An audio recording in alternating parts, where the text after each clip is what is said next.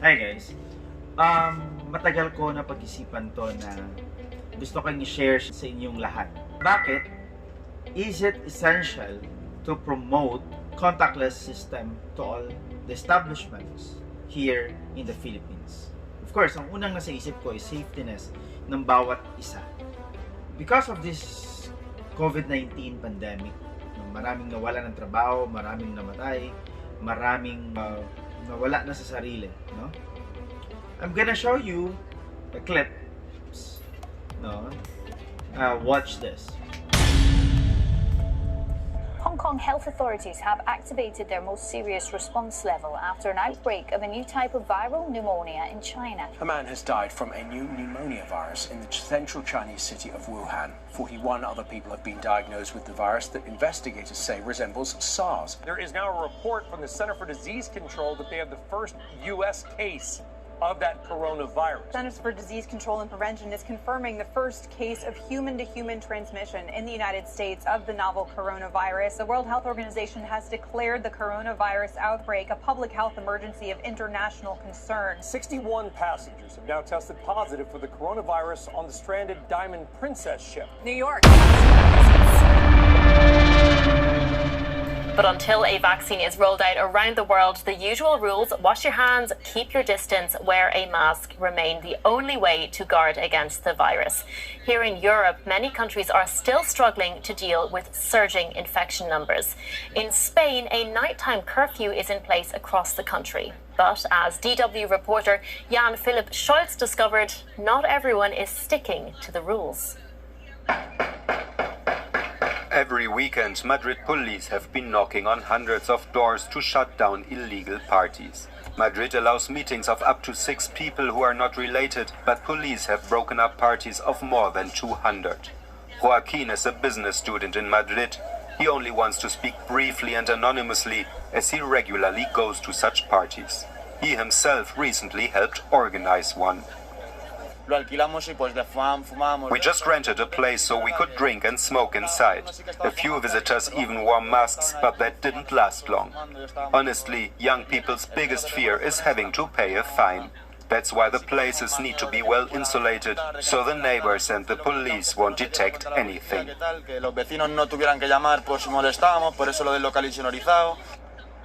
Joaquin and his friends seem unfazed by the statistics. A third of Spaniards become infected with the coronavirus at private parties. Police Chief Javier Fernandez is especially troubled by the news. Sobrang sakit po. Siyempre po, parang nakakaya rin yun, napukulit ng gulay. Siyempre mas una yung makakain ka kaysa mayayaya ka pa. More than 10 million people have lost their jobs and their livelihoods destroyed. Ako din mismo kahit nagtatanong ako, 5 buwan na, bakit wala pa rin ba, kumbaga, tawag doon? Wala pa rin linaw na sagot dyan sa, sa epidemyang yan. Why did the pandemic hit the poorest of the poor so hard?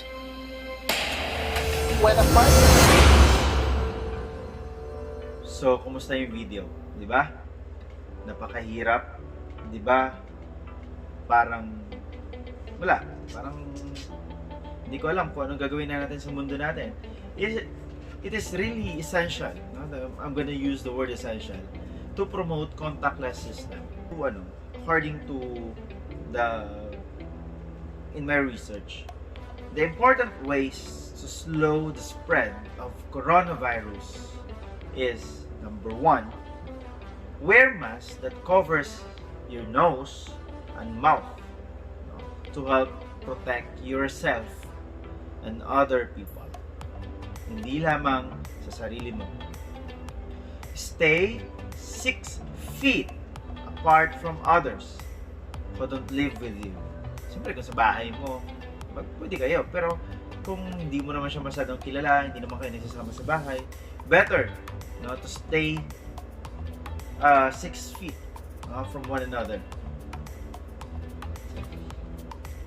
Get a COVID-19 vaccine when it is possible. Ako personally, I'm gonna have vaccine when it is available.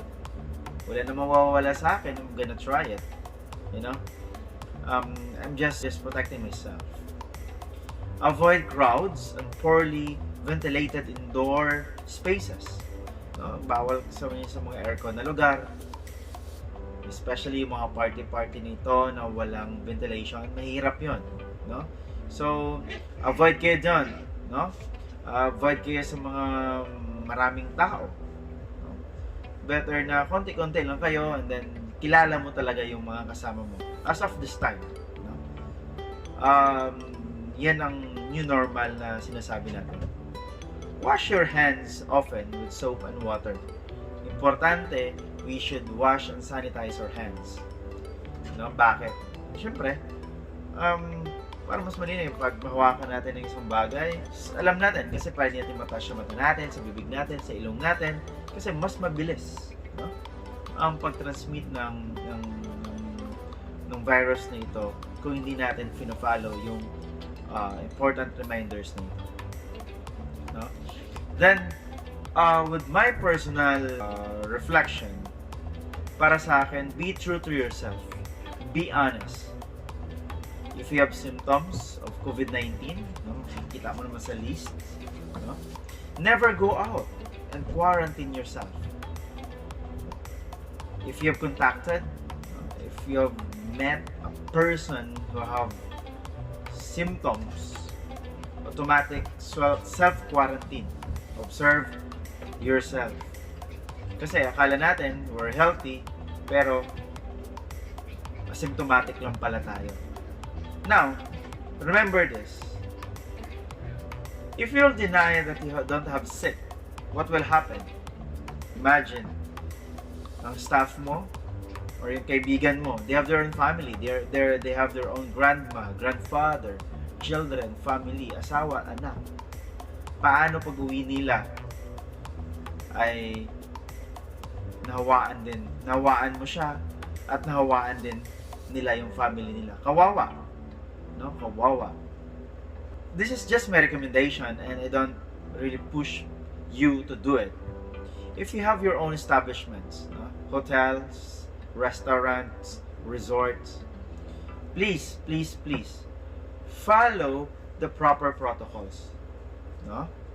Like when your guest staff, especially VIPs, no, na VIPs or entering your establishment, please have them sign the contract tracing form.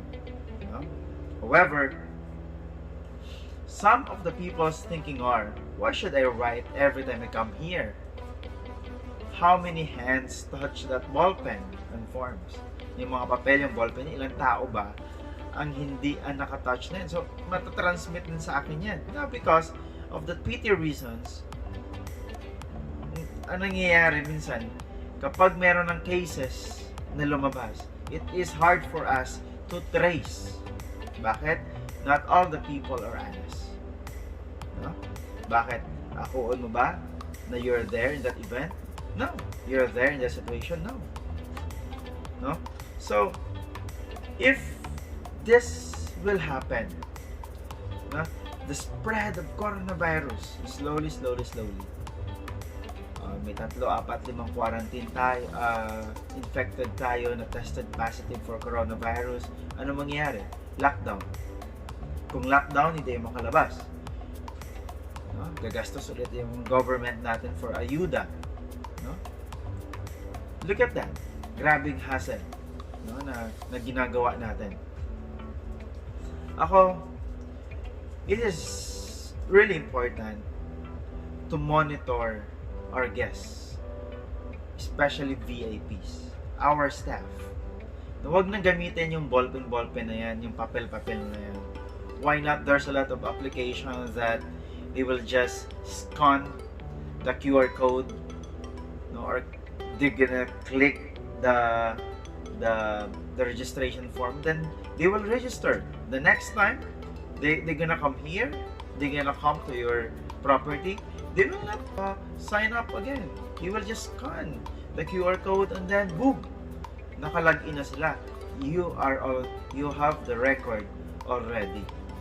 So if bad things happen or sakaling may infected, Hindi mo na kailangan pang paakuin, or you don't need to force people that to point who's with you during that event. What you need to do is go to the backup file of that application and extract it. When you extract it, nandun na lahat kung sino ang pumasok. Unless, no, yung security guard mo, yung entrance mo na nagbabantay, hindi nila napascan ng QR code. Hindi nila napalag doon sa entrance. Of course, hindi mo makikita kung sino ang pumasok, kung sino ang lumabas sa establishment na yan. Diba? So, let's go digital, guys. Huwag na tayong, ay, hassle yan, hassle to. Tingnan mo, we're locked down. Oh! Diba? So, if you have better recommendation, go ahead. Ako, it is just my recommendation. It is just my personal opinion. At hindi naman ako nagpaparinig kung sino dyan. No? Ang sa akin lang is, what is important right now is to go digital. Huwag na natin i-touch. No? Another point, hindi lamang sa entrance.